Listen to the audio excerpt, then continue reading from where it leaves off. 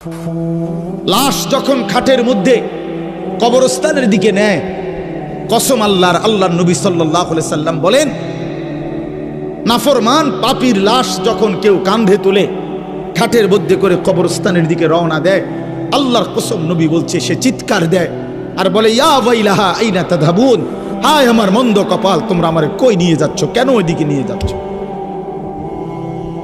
রাসূলুল্লাহ সাল্লাল্লাহু আলাইহি ওয়াসাল্লাম বলেন, ওই নাফরমানের চিৎকার আল্লাহর সমস্ত মাখলুকাত, শুধু মানুষ এবং জিন ব্যতীত বাকিরা সবাই শুনতে পায়। ওয়ালাউ সামিআল ইনসানু লাসাইকা, নবীজি বলেন মানুষ যদি একবার শুনতো, সাথে সাথে সমস্ত মানুষ চিৎকার দিয়ে বেহুশ হয়ে পড়ে থাকত। ওরে ভাইয়া, কবরের আযাব না, শুধু ওই খাটিয়াটা নিচ্ছে একমাত্র কবরস্থান, এই সময়ের চিৎকার। আমরা কিতাবে পড়ছি, যদি একবার জীবনে কোনো মহল্লার কোনো মানুষ কোন নাফরমানের লাশের চিৎকার একবার শুনতো, খোদার কসম, আল্লাহর কসম, তো মানুষ আর কারো জানাজা দিত না, কাউরে আর দাফন করতো না, কারো লাশ আর কাঁধে নিত না যদি চিৎকার মারে। কথা বোঝেন নাই? তো মানুষের লাশ পড়ে থাকতো, পচে গলে যেত। আল্লাহ তাআলা দয়া করছেন আমাদের উপর, দয়া করেছেন আল্লাহ তাআলা, দয়া করেছেন আমাদেরকে। এজন্য আপনাদের কাছে বলি, আমি সহ আপনারা সবাই আমরা একথা ভাবতে শিখি যে আখিরাত নিশ্চিত। ছেলেরা আমার, ভাইয়া, কেন এই রং তামাশার এই জিন্দেগি? এক ওয়াক্ত নামাজ পড়তে চাও না, চুল থেকে নিয়ে পায়ের নখ পর্যন্ত রাসূলুল্লাহ সাল্লাল্লাহু আলাইহি ওয়াসাল্লামের কোনো নমুনা নাই, সাহাবায়ে কেরামের কোনো নমুনা নাই, কোরআনুল কারীমের একটি শব্দের সাথে তোমার কোনো সম্পর্ক নাই, নবী সাল্লাল্লাহু আলাইহি ওয়াসাল্লামের 23 বছরের জিন্দেগির সাথে তোমার কোনো সম্পর্ক নাই। এ কেমন জিন্দেগি ভাইয়া? এ কেমন জিন্দেগি? মসজিদে এশার নামাজ চলতেছে, ওরা স্বেচ্ছাসেবকের কার্ড গায়ে দিয়া সবাই দাঁড়ায় আছে এখানে, তো তোমগো নামাজ কোন দিন? তোমরা যুবক বৃন্দ যে আয়োজন করলা ভাইয়া, তো তোমাদের নামাজ কোন দিন হবে?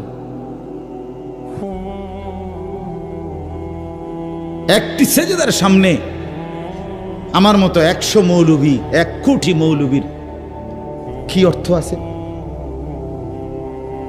আমি আসলেই কি আর না আসলেই কি? কিন্তু এক সেজদা, আল্লাহর নবী সাল্লাল্লাহু আলাইহি সাল্লাম বলেন, লা সাজদাতুন ওয়াহিদাতুন খায়রুম মিনাদ দুনিয়া ওয়া মা ফিহা। একটি সেজদা, নবীজি বলেছেন, একটি সেজদা উম্মত দুনিয়া এবং দুনিয়ার মধ্যে যা আছে সবকিছুর চাইতে উৎকৃষ্ট। খায়ের, সেই সেজদাটা যার ছুটে গেছে সে কি পরিমাণ বদনসিব। আল্লাহর নবী সাল্লাল্লাহু আলাইহি ওয়াসাল্লাম বলেন, আকরাবু মা ইয়াকুনুল আবদু মির রাব্বিহি ওয়া হুয়া সাজিদ।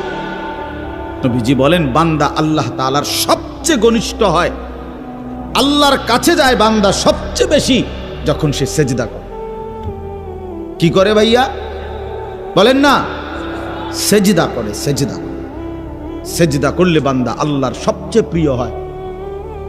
আর আরবিতে একটা নিয়ম আছে, আপনার কোন জিনিসের পক্ষ দেখে উল্টাটা বোঝা যায়, উল্টাটা দেখে বাওটা বোঝা যায়। তো আরাফুল আশিয়া বিল আদদাদ, তো এটার উল্টা যেটা, তো এটাও তো বোঝাই যায় যে আল্লাহ তাআলার সবচেয়ে ঘনিষ্ঠ হয় সেজদার দ্বারা, তো আল্লাহ তাআলার সবচেয়ে দূরে হয় সেজদা না করার দ্বারা। বান্দা আল্লাহ তাআলার কাছে সবচেয়ে ঘৃণিত হয় যখন সে সেজদা করে না।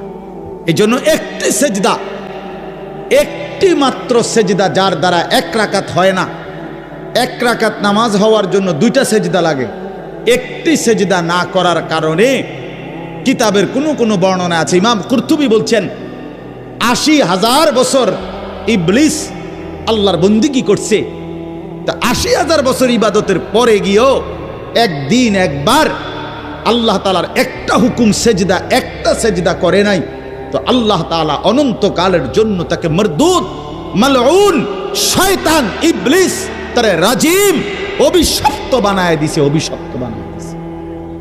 আরে অপদার্থ সন্তান, এই নওজোয়ান, তুই কতগুলো সেজদা দেস নাই নাফরমান, তুই কত বড় শয়তান, কত বড় শয়তান বেটা, তুই ছোটখাটো শয়তান বেটা, তো ওই শয়তানের থেকে বড় শয়তান বেটা। ওই শয়তান তো একটা সেজদা করে নাই।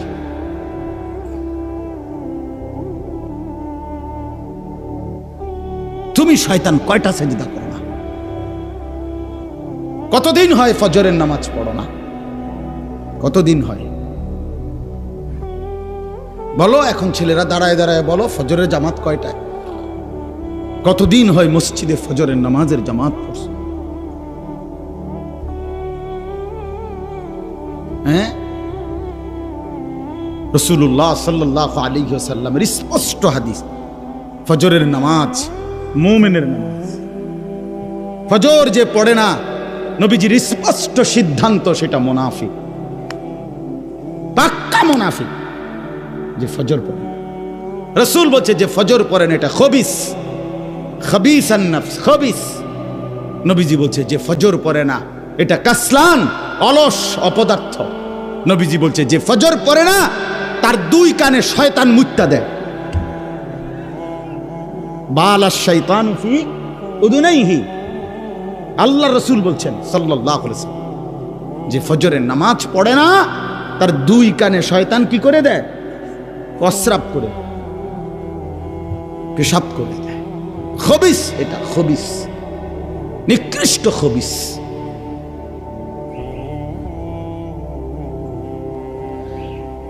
মান কাসুরা সালাতুহু হাসুনা ওয়াজহুহু, নবীজি বলে যে নামাজ বেশি পড়ে আল্লাহ তাআলা তার চেহারা সৌন্দর্যময় করে। যার নামাজ যত বাড়বে তার চেহারার নূরানিয়াত, সৌন্দর্য তত বাড়বে। হোক না সে কালো, হোক না সে নিগ্রু, কিন্তু তার চেহারা মায়াময়। বেলাল তো ছিল কালো, আল্লাহ তাআলার কাছে দামি। আবু লাহাব তো ছিল শুধু সুন্দর না, সুন্দরের আব্বা, সুন্দরের আব্বা। আবু লাহাব শব্দের অর্থ হইল সুন্দরের বাপ। আবু লাহাব একবার টকটকিয়া সুন্দর ছিল, বেশি সুন্দর ছিল আবু লাহাব। আবু লাহাবের নাম আবু লাহাব না, আব্দুল উজ্জা, ওইটা ছিল তার মূল নাম। আর আবু লাহাব তার উপাধি, মানে এত বেশি সুন্দর ছিল, টকটকে সুন্দর। অথচ সে আল্লাহ তাআলার কাছে কি পরিমাণ ঘৃণিত! কি ভাই, বেলাল কি পরিমাণ প্রিয়, কি পরিমাণ প্রিয়! কোরআন শরীফে আছে সূরা নিসার মধ্যে 69 নম্বর আয়াত, এক হাবশী সাহাবী, এই কালো নিগ্রু সাহাবী, আফ্রিকান হাবশী সাহাবী, একদিন নবীজিকে, এক সাহাবী আল্লাহ নবী সাল্লাল্লাহু আলাইহি সাল্লামকে একদিন বলছি, ইয়া রাসূলুল্লাহ, আমার একটা প্রশ্ন ছিল, কথা ছিল। আল্লাহ নবী সাল্লাল্লাহু আলাইহি সাল্লাম বলেন, বলো। বলছে, ইয়া রাসূলুল্লাহ, আপনি অনেক সুন্দর, আমি একদম কালো, আপনার সৌন্দর্যের সাথে আমার চেহারা সুরতের তো কোনো তুলনাই নাই। আপনি অনেক গুণের অধিকারী, আমার কোনো গুণে নাই, আপনার সাথে আমার কোনো তুলনাই নাই। কিন্তু আমার একটা সান্ত্বনা তো আছে দুনিয়াতে, যে আমি যখনই আমার মনটা চায়, আমি শত কালো হই, শত দুর্বল হই, সামান্য মানুষ হই, তা আমি আপনারে দৌড়াই আইসা দেখি, আর আপনারে দেখলে আমার দিল শান্ত হয়ে যায়। এখন আমার প্রশ্ন হইল, হাসরের ময়দানে তো আপনি আল্লাহ তাআলার উচ্চ জান্নাত, সর্বোচ্চ জান্নাতে চলে যাবেন, কারণ আপনি তো সর্বশ্রেষ্ঠ। আপনারে তো আল্লাহ জান্নাত দিবে, সর্বোচ্চ জান্নাত। আর আমারে দিবে কিনা তার কোনো নিশ্চয়তা নাই। যদি দেয়ও তো দিব, যে কোনো একটা জান্নাতেই তো দিব, আমারে দিল। দয়া করে যদি আল্লাহ দেয়, তখন সেইটা তো আর আপনি যেখানে থাকবেন ওইখানে না। তাহলে এখন আমার প্রশ্ন হলো, ইয়া রাসূলুল্লাহ, এখন তো আমি শত দুর্বল হওয়ার পরেও কোনো দিক থেকে আপনার সাথে আমার তুলনা নাই, তারপরেও আমি দৌড়াইয়া আইসা আপনারে দেখতে পাই। এখন জান্নাতে যাওয়ার পরে আপনি থাকবেন কত উঁচা জান্নাতে, সেখানে তো আমি আপনাকে দেখব না, আমি থাকবো আমার জান্নাতে। ইয়া রাসূলুল্লাহ, আল্লাহর কসম নবী, এই জান্নাতে গিয়েও যদি আমি আপনাকে না দেখি, তো ওই জান্নাতে থাকাটাও তো আমার জন্য কষ্টকর হয়ে যাবে। আমি কি তাইলে আপনাকে দেখব না তখন? তখন আল্লাহ তাআলা কোরআনুল কারীমের আয়াত নাজিল করে আল্লাহ তাআলা বলেন, বন্ধু পরে বলেন ব্যবস্থা আছে, আপনার সাথেই থাকবে। ওয়ামান ইউতি'আল্লাহা ওয়ার রাসূল ফাউলাইকা মা'আল্লাযীনা আন'আমা আল্লাহু আলাইহিম মিনান নাবিয়্যিনা ওয়াস-সিদ্দীকিন ওয়াশ-শুহাদা'i ওয়াস-সালিহিন ওয়া হাসুনা উলাইকা রফিকা। রব্বুল আলামিন বলেন, বন্ধু আপনি বলে দেন যে বা যারা আল্লাহর আনুগত্য করবে, আপনি রাসূলের অনুসরণ করবে, আমি আল্লাহ ওয়াদা দিলাম ওই ব্যক্তি বা গ্রুপকে, ওই সম্প্রদায়কে, ওই মানুষগুলোকে সরাসরি আপনারা সমস্ত নবীদের সাথেই থাকতে দেব। ফাউলাইকা মা'আল্লাযীনা আন'আমা আল্লাহু আলাইহিম মিনান নাবিয়্যিন, সমস্ত নবীদের সাথে থাকতে দেব।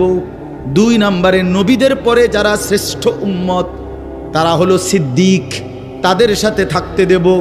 3 নম্বরে এরপরে সর্বশ্রেষ্ঠ যারা শহীদগণ তাদের সাথে থাকতে দেব। 4 নম্বরে যারা আমার সালেহীন, আমার সমস্ত হুকুম মাননেওয়ালা নেক বান্দা তাদের সাথেই থাকতে দেব। ওয়া হাসুনা উলাইকা রফিকা, আল্লাহ বলেন তখনই দেখবে সে কি উত্তম, কি চমৎকার বন্ধু পেল। প্রিয় ভাই আমার, বাবা আমার, পর্দার আড়ালের মা বোন আমার, এটা বোঝা উচিত। আজকে নওজোয়ান তোমরা বুঝতেছ না, কোনোটাই বুঝতেছ। কি এক নেশা আর কি এক মোহ, কিসের উপরে জিন্দেগি শেষ করে দিচ্ছ। না মায়ের সাথে কোনো বাঁধন আছে, না বাবার সাথে কোনো বন্ধন আছে, না উলামায়ে কেরামের সাথে কোনো বাঁধন আছে, না ইমাম সাহেবের সাথে কোনো সম্পর্ক আছে, না আল্লাহর সাথে, না রাসূলের সাথে, না কোরআনের সাথে, না ইসলামের সাথে। কিরে ভাইয়া, মুসলমানের ঘরে জন্ম নিয়া এক মুসলমান পবিত্র মায়ের 2টা বছর দুধ খাইয়া মুসলমানের অঞ্চলে মহল্লায় থাইকা এভাবে আল্লাহরে ভুলে গেলা কেন? আরে এটা কি? তুমি কি আফ্রিকার জঙ্গলে থাকো যে নামাজ চেনো না? তুমি কি হিমালয় পর্বতের চূড়ায় বড় হইছিলা যে তুমি এক ওয়াক্ত নামাজ দেখো নাই? চারিদিকে এত মসজিদ, চারিদিকে এত মাদ্রাসা, চারিদিকে উলামায়ে কেরাম, এরপরও এক ওয়াক্ত নামাজও যারা পড়ো না। আরে জানোয়ার, তুই এত বড় জানোয়ার হইলি কেমনে? তুই এত বড় হাইওয়ান কেমনে হইলি? তুই কোন মার দুধ খাইলি? মুসলমানের বাচ্চা কেমনে এত বড় জানোয়ার হয়? মুসলমানের বাচ্চা এত বড় গাদ্দার কেমনে হয়? মুসলমানের ঘরে জন্ম নিয়ে এত বড় গাদ্দার হয় কেমনে মিয়া? এটা কি ধরনের বাচ্চা? ওই এভাবে আল্লাহরে ভুলে গেল কেন? ওই এভাবে আখিরাত ভুলে গেল কেন? আহা ভাইয়া আমার, আখিরাত তো অনেকগুলো ঘাটি। 1 নম্বরে হচ্ছে জান কবজ হওয়া, মৃত্যু, এরপরে কবর, এরপরে হাসরের মাঠ, এরপরে মিজান, এরপরে ফুলসিরাত, এরপরে জান্নাত জাহান্নাম, এবং এক একটা হাজার হাজার বছরের লম্বা ঘাটি। বন্ধু আমার, শুধুমাত্র কসম আল্লাহর, কোন ব্যক্তি যদি বেঈমান, কাফের, মুশরিক, নাফরমান, পাপী জিন্দেগি নিয়া মৃত্যু পর্যন্ত পৌঁছে, খোদার কসম শুধু মৃত্যুর যন্ত্রণা, শুধু জান কবজের যন্ত্রণা, আল্লাহর কসম এটুকুই সহ্য করার ক্ষমতা তার থাকবে না। এই জান কবজের যন্ত্রণার সামনে তার 60 বছরের দুনিয়া যা ভোগ করছিল, মজা করছিল, 1 সেকেন্ডে ভুলে যাবে। আল্লাহ তাআলা প্রত্যেকটি মানুষকে ফিতরাত অর্থাৎ দিন মানার স্বভাবজাত যোগ্যতা দিয়েই আল্লাহ তাআলা তৈরি করেছেন, সৃষ্টি করেছেন। আমরা রুকু করতে পারবো বলেই, সেজদা করতে পারবো বলেই শরীরটাকে এভাবে সাজিয়েছে। গরু একদম সোজা হইতে পারে না, গাছ আবার উপর হইতে পারে না। আল্লাহ তাআলার এক এক সৃষ্টি এক এক অবস্থায় থাকে। তা আমরা দাঁড়াইতেও পারি, উপর হইতে পারি, বসতে পারি, শুইতে পারি। মূল উদ্দেশ্য হলো ইবাদতের জন্য, অর্থাৎ নামাজ পড়তে দাঁড়াইতেও হয়, রুকুর জন্য উপর হইতে হয়, আত্তাহিয়াতুর জন্য বসতে হয়, সেজদার জন্য শুইতে হয়, কপাল নামাইতে হয় জমিনের সাথে। তো যেটা করতে হয় ওইটার যোগ্যতাও আল্লাহ তাআলা শরীরের মধ্যে দিয়েছে। এমন একটা বিধানও নাই ইসলামী শরীয়তের যার টাকা নাই তাকে যাকাত দিতে বলে নাই, যার টাকা নাই তাকে হজ করতে বলে নাই। তাইলে অযৌক্তিক, অবাস্তব একটা বিষয়, এমন একটা বিষয় ইসলাম চাপায় দেন, কারণ যেটা পারবে বান্দা আল্লাহ তাআলা সেই যোগ্যতা দিয়েছেন তার মধ্যে। ওই রকমই সমস্ত বিধান কোরআন এবং সুন্নাহর কোনো হুকুম আহকাম বান্দার জন্য অসম্ভব, অযৌক্তিক এমন নাই। এটা যদি কেউ মনে করে বলে সে বেঈমান, সে কাফের। সে যদি বলে যে এই জামানায় হুজুর সুদের লেনদেন ছাড়া বাঁচা সম্ভব না, তো মনে রাখতে হবে আপনি কাফের, আপনি বেঈমান, বেঈমান। এখনকার জামানার পোলাফাইন এরম হইছে, এখনকার জামানার হেই হইছে, মানে গুনাহের সমস্ত কিছুকে পরাজিত সৈনিকের মতো, অক্ষম অপদার্থ দুর্বল মানুষের মতো, কমজোরের মতো মাইনা নিস, মাইনা নিস। কিছু করার নেই। ছেলেটা নামাজ পড়ে না, না হুজুর আমার কিছু করার নেই। মেয়েটা পর্দা করে না, না আমার কিছু করার নেই। স্ত্রী পর্দা করে না, নামাজ পড়ে না, না হুজুর আমার কিছু করার নেই। ওনার কিছু করার না, উনি ফেলাস্টি, উনি একটা ফালতু লোক, ওনার কিছু করার নেই। তাহলে এই যে অযৌক্তিক কথা, এটা সম্পূর্ণ অযৌক্তিক। আল্লাহ তাআলা মানুষকে সৃষ্টি করেছেন আল্লাহকে মানার যোগ্যতা দিয়ে। সৃষ্টি করেছেন যিনি, তিনিই বলছেন আমি ইবাদতের জন্য বানিয়েছি, আমার হুকুম মানার জন্য বানিয়েছি। তো আবার হুকুম মানার যোগ্যতাই নাই শরীরের মধ্যে, তো হুকুম মানার জন্য বানাইছি, তাহলে এটা কি হইতে পারে? এত তাকলিফ মালা ইউতাকু, যেটার সামর্থ্য নাই সেটা তার উপরে চাপানো হলো। এমনটা আল্লাহ তাআলা করে না। আল্লাহ তাআলা জুলুম করতে পারে না। ইন্নাল্লাহা লা ইয়াযলিমু মিসকালা যাররা, নিশ্চয়ই আল্লাহ তাআলা এক যাররা জুলুম করে না। এক বিন্দু, এক যাররা, সামান্য পরিমাণও দিন পালনের নামে, ইসলামের নামে কোনো জুলুম নেই। ইসলামের সবকিছুই আদল, ইনসাফ।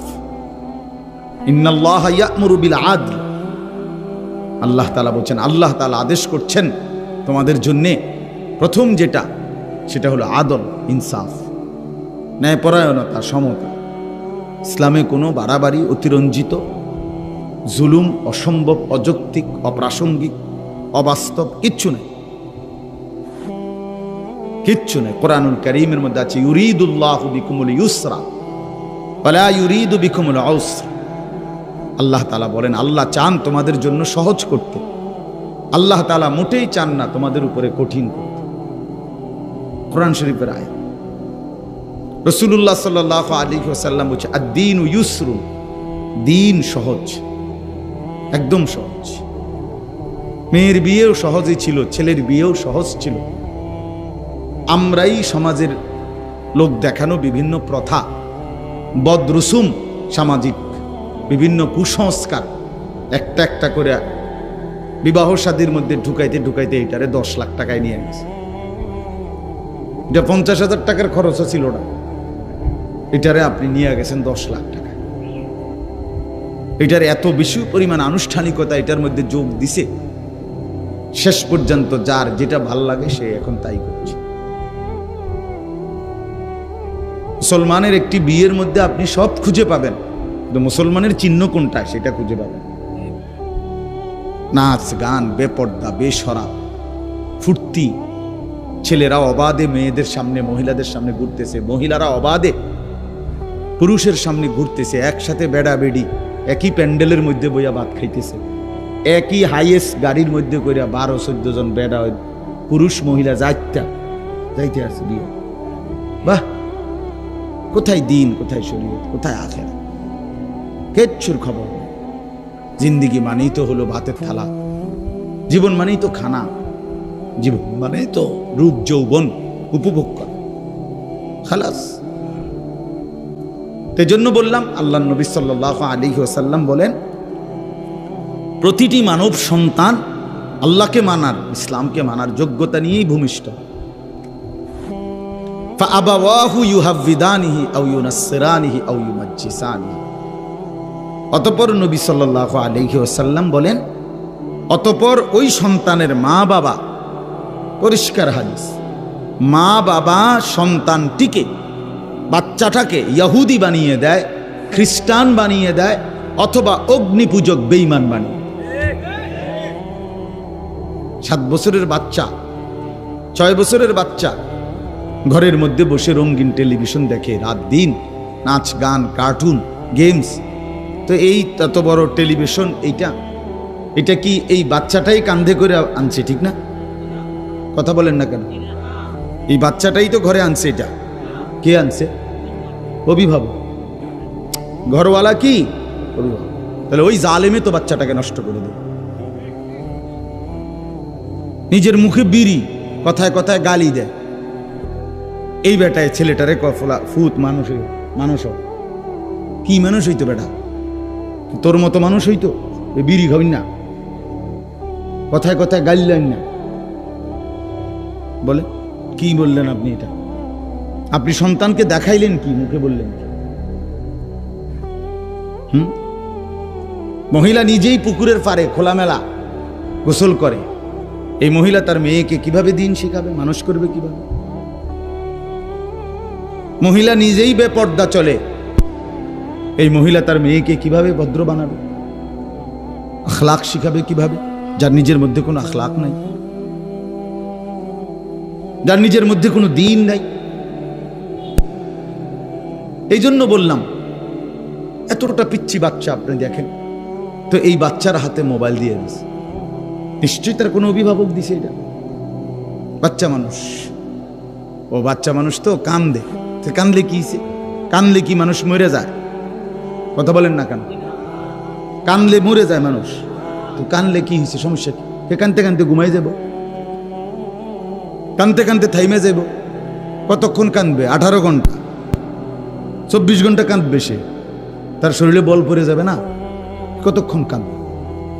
আহা, আস্তে আস্তে ঠিক হয়ে যাবে। হুজুর, বাচ্চা মানুষ আস্তে আস্তে ঠিক হয়ে যাবে মানে এখন বাদ দিয়ে লাইছে। আমি সব সময় বলি, ফেলে রাখলে লোহাও মাটি হয়ে যায়। তাহলে ফেলে রাখলে কোনো জিনিস আস্তে আস্তে ঠিক হয় না, নষ্ট হয়। কোনো জিনিস ফেলে রাখলে ঝংকার ধরে, কোনো জিনিস ফেলে রাখলে নষ্ট হয়ে যায়। বাচ্চাটাকে ছেড়ে দিলে, ফেলে রাখলে নিজে আস্তে আস্তে ঠিক হয়ে যাবে। আস্তে আস্তে ঠিক হবে না, আস্তে আস্তে অসভ্য বেয়াদব হবে, আস্তে আস্তে চরিত্রহীন হবে। 12 বছরের বাচ্চা, 13 বছরের বাচ্চা, সামান্য লজ্জা শরমও নাই। কার সামনে খাইতে কথা বলতেছে, কার সামনে মোবাইল টিপতেছে, কোথায় দাঁড়াইয়া পেশাব করতেছে, কোন ছোট ছেলে সমবয়সীদের সাথে আড্ডা দিতেছে, কে দেখতেছে কে দেখতেছে না, কিচ্ছুর খবর নেই। এত বড় বেয়াদব হয়ে গেল কেন? মা বাবার গাফলতির কারণে, মা বাবার গাফলতির। গত পরশুদিন আমি একটা মহাসড়কে রাস্তার পাশে আমি একজনের জন্য আমার গাড়ি একটু থামাইয়া দাঁড়াইছি। হঠাৎ দেখি পাশেই, রাস্তার পাশে 8-9 জন ছেলে, সর্বোচ্চ 13-14 বছর বয়স হবে সবগুলো ছেলের। এরা আমি গুনছি 8 জন বা 9 জন। এরা একটা সিগারেট একজনে একটু টানে, এরপর আরেকজনের হাতে দেয়, এবার সে কতক্ষণ টানে, আবার ওর হাতে দেয়, আবার এর মুখের ধোঁয়াটা ওর মুখে মারে। কি পরিমাণ অসভ্য চিন্তা করুন, কি পরিমাণ অসভ্য। মহাসড়ক, প্রতি মুহূর্তে সেকেন্ড সেকেন্ড মানুষ আসা যাওয়া গাড়ি, সিএনজি, প্রাইভেট কার, বাস, ট্রাক চলতেছে না, কোনো খবর নেই। আর এটা কি ধরনের জঙ্গলি? কে তারে এভাবে নষ্ট করে দিল? তার মাকে, তার বাবা কোথায়, তার অভিভাবক কোথায়, তার ভবিষ্যৎ কি, তার আগামী দিন কি, সে সামনে যাবে কিভাবে, আগাবে কিভাবে, জীবন গড়বে কিভাবে, দুনিয়ার জীবনই বা কিভাবে গড়বে, আখিরাতের জিন্দেগি বা কিভাবে গড়বে? এত ফালতু মানুষ, এত গাফেল মানুষ, এত দুনিয়ার জীবনেও ব্যর্থ হয়, অকর্মণ্য, অপদার্থ, গাফেল, এ তো দুনিয়াতেও সফল হয় না, আখিরাতেও তো হবেই না। কোরআন শরীফে আছে, ছেলেরাও শোনো ভাই, কোরআনুল কারীমের মধ্যে আছে, সব ওলামায়ে কেরাম এখানে বসে, কোরআনুল কারীমের মধ্যে আছে, ওয়ালাকাদ যারানা লি জাহান্নামা কাসীরাম মিনাল জিন্নি ওয়াল ইনস, আমি জাহান্নামকে পূর্ণ করব অনেক বিপুল পরিমাণ মানুষ এবং জিন দিয়ে। তো এখানে লম্বা আয়াত, এই আয়াতের লাস্ট কথাটা হলো আল্লাহ বলেন, যত লোককে আমি আল্লাহ জাহান্নামে দেব, সমস্ত জাহান্নামে যাওয়ার প্রধান কারণ কি? একসাথে কারণ হইল উলাইকা হুমুল গাফিলুন। এই আয়াতের শেষ শব্দ এটা। আল্লাহ তাআলা বলে সমস্ত জাহান্নামী হওয়ার একত্র কারণ হলো এরা ছিল সকলেই গাফেল। কি ছিল ভাইয়া? গাফেল ছিল। ইয়ালামুনা যাহিরাম মিনাল হায়াতিদ দুনিয়া ওয়া হুম আনিল আখিরাতি হুম গাফিলুন। আল্লাহ বলেন এরা দুনিয়ার জীবন খুব ভালো বুঝেছিল, কিন্তু আখিরাতের ব্যাপারে ছিল গাফেল। ইকতারাবা লিন-নাসি হিসাবুহুম ওয়া হুম ফি গাফলাতিম মুরিদুন। আল্লাহ বলে মানুষের হিসাবের সময় একদম কাছাকাছি, অথচ তবুও সে আমি আল্লাহর থেকে বিমুখ হয়ে গাফেল হয়ে আছে, গাফেল হয়ে আছে, গাফেল হয়ে আছে।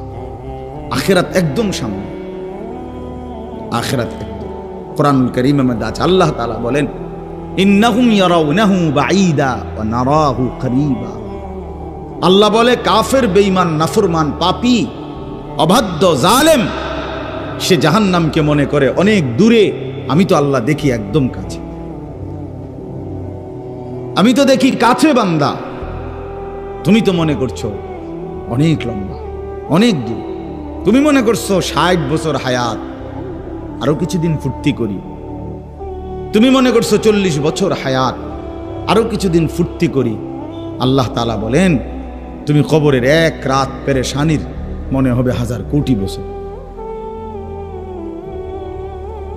তখন বুঝো তারুজুল মালাইকাতু ওয়ার রূহু ইলাইহি ফি ইয়াউমিন কানা মিকদারুহু 50000 সানা। আল্লাহ তাআলা বলে বান্দা হাসরের ময়দানে যখন দাঁড়াবা তখন দেখবা যে হাসরের ময়দানের একদিন 50,000 বছর। 50,000 বছর আমি আর আমার দাদার বয়স মিলাইলেই তো হবে, ঠিক না? কথা বলেন, আমার বংশের কমপক্ষে 18-20 জনের হায়াত একত্র করলে 50,000 হয়ে যাবে। তো তা আমরা এখানে যারা বসছি উপরে নিচে ডানে বামে, আমাকে সবার 14 গোষ্ঠীর হায়াত মিলাইলে হবে নি 50,000? বলেন হুজুর 60 করে গুণ খেরা একদিন হাসরের ময়দান কতদিন মোট সেটা আল্লাহ জানে। একদিনের হিসাব বলছে আল্লাহ 50,000 বছর। তাহলে যদি 2 দিন হয় 1 লক্ষ বছর, যদি 3 দিন হয় তো 1.5 লাখ বছর। হিসাব করে সর্বশেষ যে কবরে যাবে, হাদিসের বর্ণনা দ্বারা মুহাদ্দিসিনে কেরামের কেউ কেউ বলেন হতে পারে শেষ ব্যক্তিকেও কবরে থাকতে হবে 40,000 বছর। তো এখন যারা মরছে, আরো 1400 বছর আগে যারা মারা গেছে, ইব্রাহিম আলাইহিস সালামের জামানায় যারা মারা গেছে, নূহ আলাইহিস সালামের জামানায় যারা মারা গেছে, তারা ভাইয়া আজকে কত হাজার বছর কবরে পড়ে আছে। কবরে আযাব হচ্ছে তো হচ্ছেই। কি পরিমাণ সময় গেছে, আরো কতদিন যাবে কেউ তো জানে না। ইন্নাল্লাহা ইনদাহু ইলমুস সাআ, নিশ্চয়ই আল্লাহ তাআলার কাছে কেবল কিয়ামতের নির্ধারিত ইলম, আল্লাহ ছাড়া কেউ জানে না, কেউ জানে না কখন ইসরাফিল ফু দিবে, কিন্তু ফু দিবে এটা নিশ্চিত। ইজা ওয়াকাতিল ওয়াকিয়া লাইসা লিওয়াকাতিহা কাযিবা। আল্লাহ বলে কিয়ামত সম্পর্কিত যে ঘটনাটা বান্দা, ইসরাফিল ফু দিলে পৃথিবীটা ধ্বংস হবে, এই ঘটনাটা ঘটবেই। লাইসা লিওয়াকাতিহা কাযিবা। আল্লাহ বলেন এই ঘটনাটি ঘটার ব্যাপারে বান্দা এক জাররা মিথ্যার কোনো সম্ভাবনা নাই, কোনো সম্ভাবনা নাই। বন্ধু আমার, বাবারাও, নওজোয়ানরাও, আমিও, আপনারাও সবাই মিলে এটা বোঝা উচিত। আমাদের জীবনের সবচেয়ে বড় জিন্দেগি সৌন্দর্যের, জীবনটা সুন্দর হওয়া, উত্তম হওয়া, জীবনটা কাজে লাগা, এক্ষেত্রে একটা জিনিস গুরুত্বপূর্ণ। কোরআনুল কারীমের 3টি গুরুত্বপূর্ণ আলোচ্য বিষয়, পুরো কোরআনের আলোচ্য বিষয়, এর মধ্যে একটা হলো আখিরাত।